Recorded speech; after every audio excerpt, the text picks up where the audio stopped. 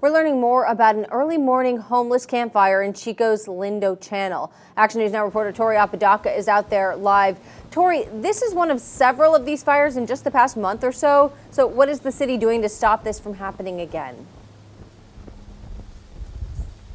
That's right, Haley. They tell me that they are doing multiple vegetation management projects across the city and also working on a community wildfire risk protection plan. But it's difficult with all of these super dry conditions. I mean, just take a look at some of this dead brush, and with the heat and wind, it could really be problematic. But I want to give you guys some perspective on exactly where this encampment fire did happen overnight. So right here where I'm standing, the fire was actually spreading just west of here in this direction. I don't know if you can see that tree is actually completely burnt up in parts and a home is just beyond it. But if I go ahead and flip around the camera, I can give you some even more perspective. Right here, you can see that this fence here to the right, that's where a woman who lives in this home, and she was talking to me about how there used to be 4 tents right butting up against this fence, and you can see this is the area where the fire completely charred through. Now let's look at another perspective from the street. You can't see what lies behind all the trees and homes, but when you take a walk down, you see the homeless encampment. This home has been in Carol Grandy's family for over 40 years. She's been living in it for 3. She tells me this isn't the first encampment fire that's broke out.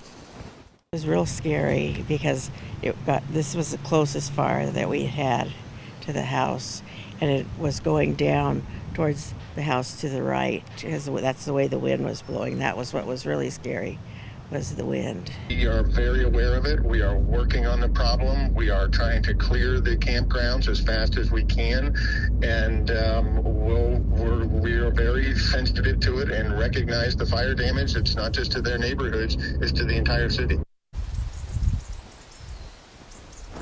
Now, Chico Fire tells me when they are out on these calls, they do try to talk with homeless people about the dangers of starting fires, especially during the hot and dry conditions. But they do not have enough staff to just designate solely to educating people going from tent to tent. And the city says that their main priority is to clear homeless encampments and get people into shelter. But in the meantime, they are asking people, if you do see anything suspicious or anything starting to spark, to please call 911 immediately. Reporting live in Chico, Tori Apodaca, Action News Now, coverage you can count on. Thanks, Tori. So if a fire breaks out in your area, do you know what your evacuation zone is? Well, Butte County has this map that you can actually access at any time. It will show warnings and orders for each of these particular areas. So take a look. You can see right now we don't have any warnings in effect. If we did, each of these zones would light up in yellow to show a warning or in red to show an evacuation order. This is always up to date in real time. So figure out what your home address is, know your zone, so that way if it's time to go, you know where to go. And you can go to our website, actionnewsnow.com, and click on that news link tab, and you'll find this map at any time.